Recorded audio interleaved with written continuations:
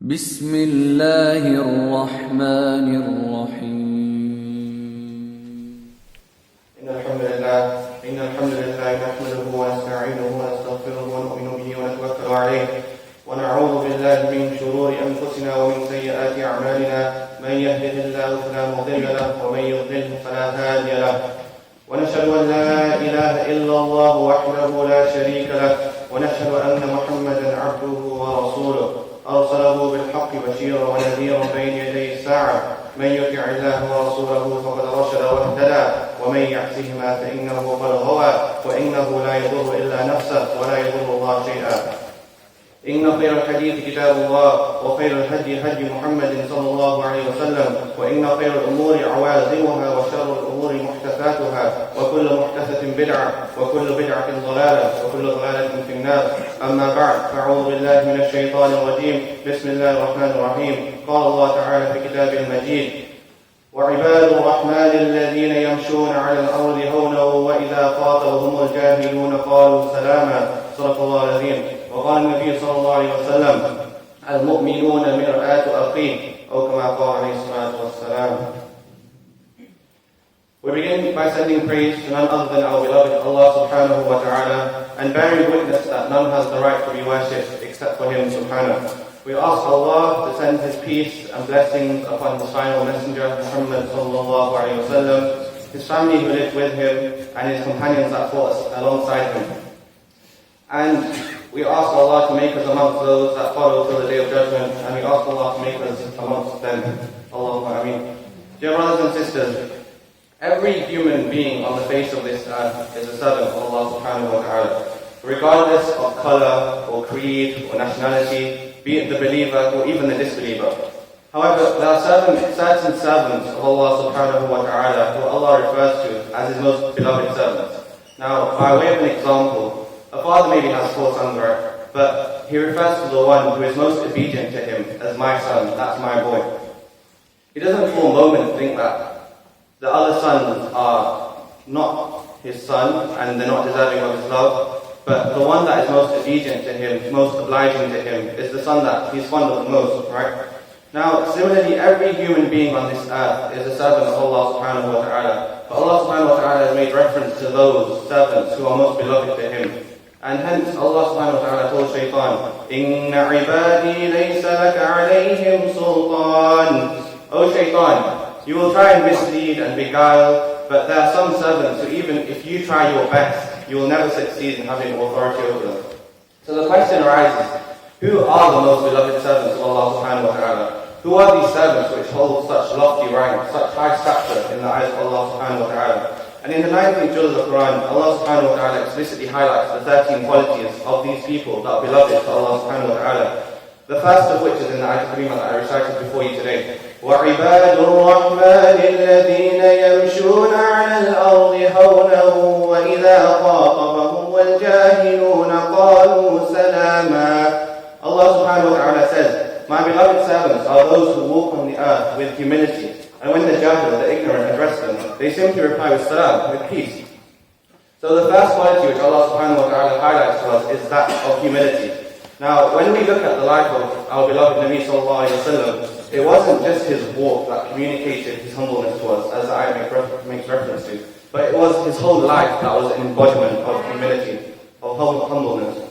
Now, on one particular occasion, the Prophet ﷺ was sitting with the Sahaba, and one woman came, and she was so captured by the awe-striking personality of the beloved Nabi ﷺ that reflected on her visibly. And the Nabi ﷺ said, Hawwin alayk, oh sister, calm down.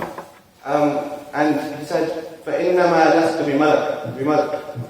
Number one, I'm not a king. And then see how the dialogue continues, and the Nabi ﷺ goes on to introduce himself. He carries on by saying, إِنَّ اللَّهَ نَظَرَ فِي قُلُوبِ الْعِبَادِ. Indeed, Allah subhanahu wa ta'ala searched the hearts of humanity, and then selected my heart from the entire creation. And it goes on by saying, فَبَعَثَ اللَّهُ بِرِسَالَتِهِ وَانْتَخَبَهُ بِعِلْمِهِ. And when Allah subhanahu wa ta'ala was to crown me with prophethood, He sent the angel Jibreel alayhi salam. And Jibreel alayhi salam made one request. And he asked Jibreel alayhi salam, make one request to my Nabi. It has already been decided that he is going to be a Nabi. But I'll give him one option on the matter. So either he accepts prophethood with a kingdom, just like that of Sulaiman, or he accepts a kingdom with slavery. So now Nabi Sallallahu Alaihi Wasallam replied to Jibreel, and he says, Jibreel then indicated to me that, "Oh Muhammad Sallallahu Alaihi Wasallam, it's your choice. Allah will respect your choice, but my humble opinion on this matter is to be humble to your Lord." Now, Nabi Sallallahu Alaihi Wasallam acknowledges this, and he says to Jibreel Alayhi Salam, "Yes, Jibreel Alayhi Salam, that was the very thing that I was going to say. Bal Nabi and Abda, I want prophethood with slavery." Now, you see, bring it back to our lives, right? We're constantly presented with options, choices on a day-to-day basis. And it's very often that we take the more is more approach, right? Whether it's the job we're applying for, we look at the salary, right? If it's a higher wage, that's the one we opt for. But the reality is that we need to wrap our heads around the concept that sometimes less is more. Sometimes opting for the job or whatever it may be, that endeavor, that may not be as rewarding in this worldly life. Maybe the salary is not as high, but maybe that will give me more time to spend with my family. And so the hikmah behind undertaking that option is maybe beneficial for you in the long term. And being content simply falls under the category of humility. Now, on another occasion, Nabi Sallallahu Alaihi Wasallam had the Sahaba discussing amongst them. And one of them from the Sahabas, he says, "So strange, Allah subhanahu wa ta'ala, He made a friend from His creation, namely Ibrahim alayhi salam. And Allah subhanahu wa ta'ala spoke to Musa, another one of His creation. And Allah subhanahu wa ta'ala made Isa His spirit on the earth." And the Nabi Sallallahu Alaihi Wasallam overheard this discussion. And he came and he interjected and he said, "Oh my Sahaba, you are discussing, and I heard this, I overheard this. You are correct in saying that, Inna Ibrahim Khalilullah, like certainly Ibrahim is the friend of Allah. Wa Musa Kalimullah, and Allah had communicated with Musa. And wa Isa Ruhullah, and Isa is the spirit of Allah. But wa ana Habibullah wa la faqr, and I'm the beloved of Allah, and I say this without an iota of pride." And he carries on by saying, "Let me tell you, my Sahaba, the banner will be in my hands on the day of Qiyamah. And Adam alayhi salam and his progeny till Qiyamah will stand under my banner. And the first to knock on the door of Jannah will be me, and will be open for me first. And I say this following thing without an iota of pride, but no prophet will be able to step foot into Jannah until I don't enter."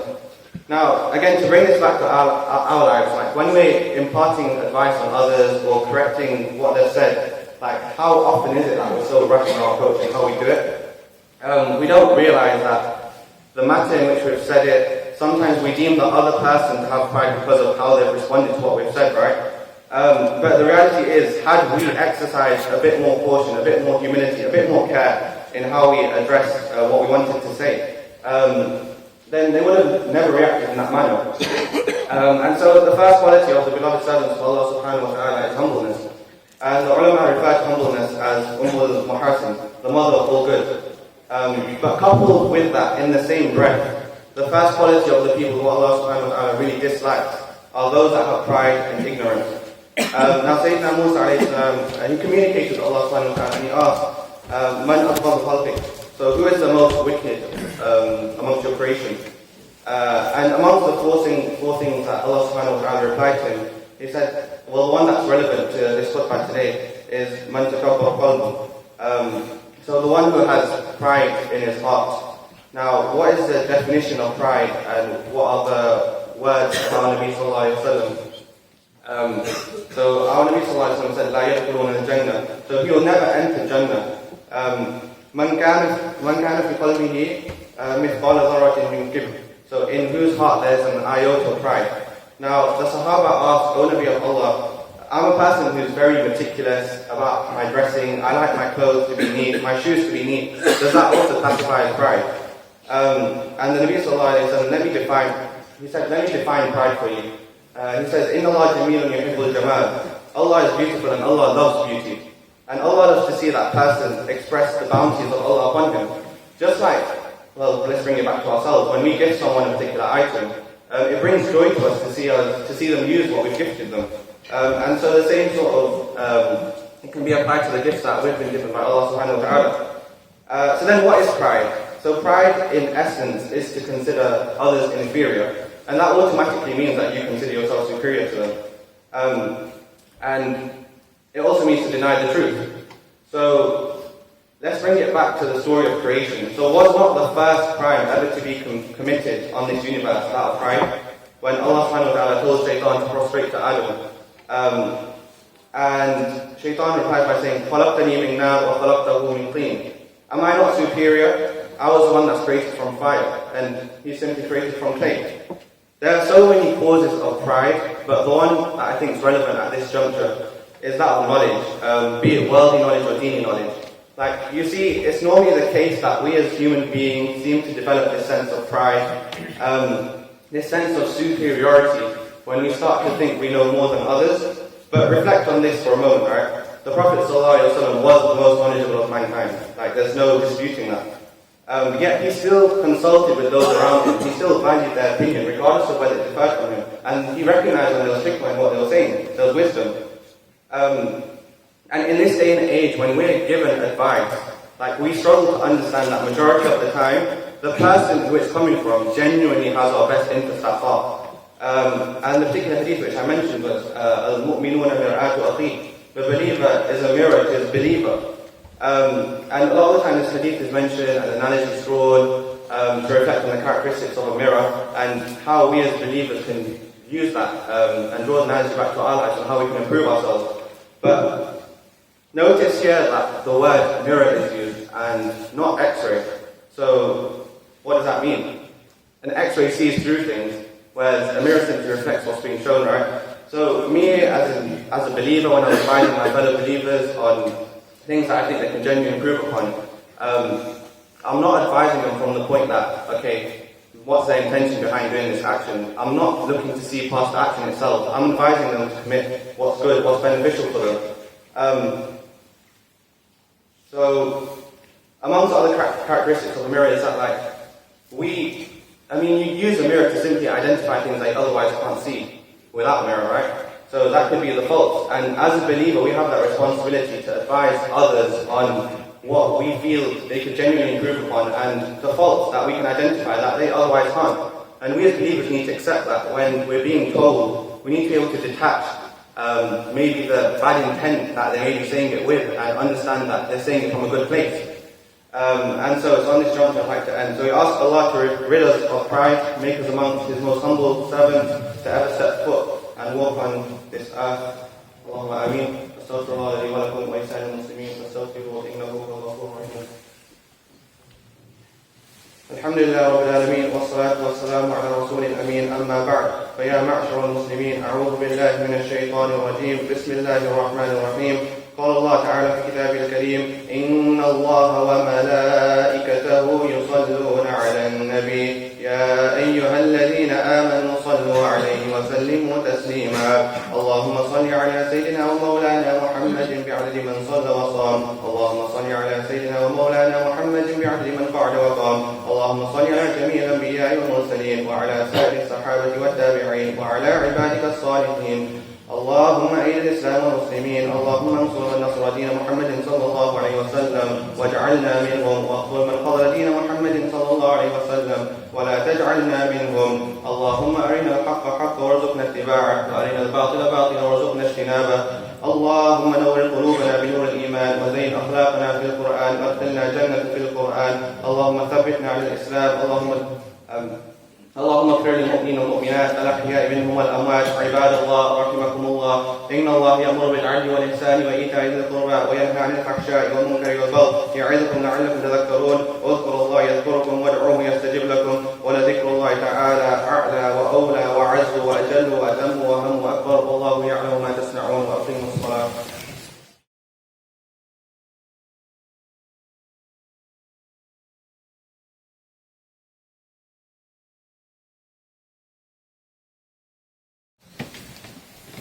الله أكبر.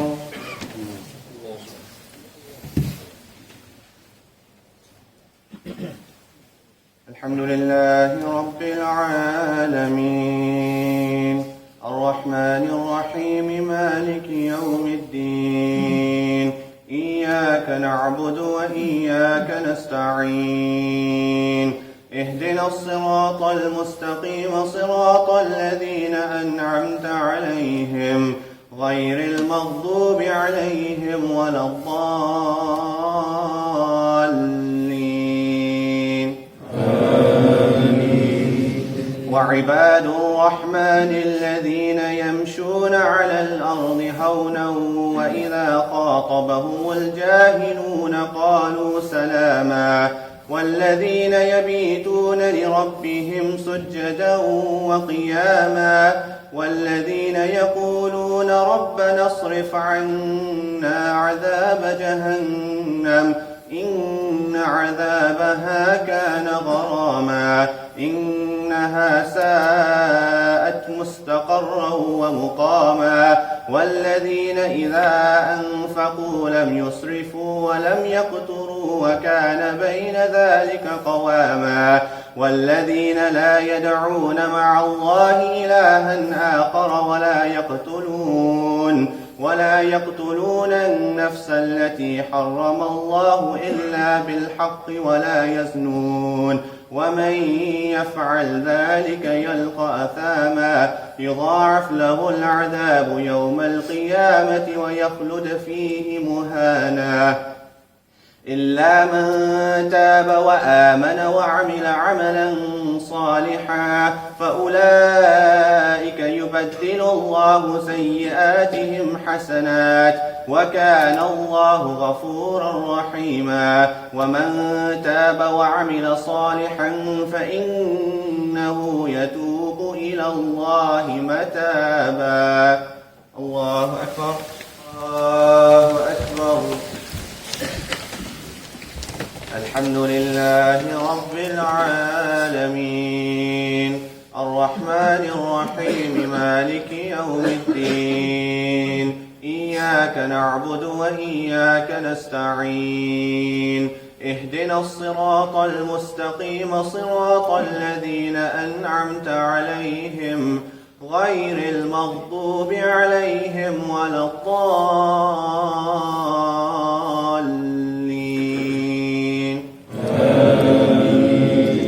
لقد صدق الله رسوله الرؤيا بالحق لتدخلن المسجد الحرام إن شاء الله آمنين محلقين رؤوسكم ومقصرين لا تخافون فعلم ما لم تعلموا فجعل من دون ذلك فتحا قريبا هو الذي أرسل رسوله بالهدى ودين الحق ليظهره على الدين كله وكفى بالله شهيدا محمد رسول الله والذين معه أشداء على الكفار رحماء